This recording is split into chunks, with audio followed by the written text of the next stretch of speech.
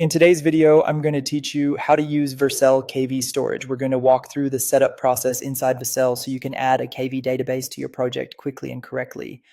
Vercel KV is powered by Upstash Redis, and it's a great option when you need simple key value storage for things like caching, sessions, feature flags, counters, or lightweight app data.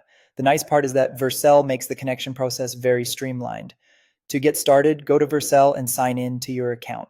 Once you're in the dashboard, you'll be able to see your available projects and resources. If you're working across multiple apps, take a moment here to make sure you're entering the correct workspace and project before creating any storage resources.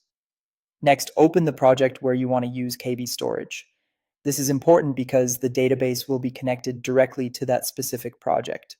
Opening the correct project first helps ensure the environment variables and integration are attached in the right place, which saves time later when you begin using the database in your code.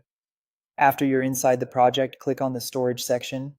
This is where Vercel lets you manage different storage options associated with your application.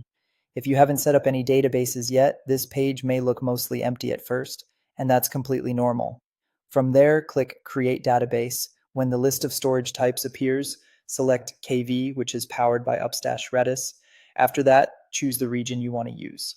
The region matters because it can affect latency and performance, so in most cases, you'll want to pick a location that is close to your users or close to where your application is deployed.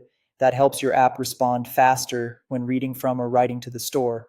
Once the database is created, Vercel will connect it to your project and handle the integration steps for you. It also exposes the required credentials as environment variables automatically. That means you don't need to manually copy sensitive connection details into your project settings, which makes the setup both easier and safer.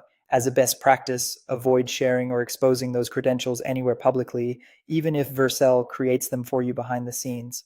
At this point, your KV store is connected and ready for use in your app. The main setup is complete, and you now have a managed key value storage solution linked directly to your Vercel project. If you're following along in your own dashboard,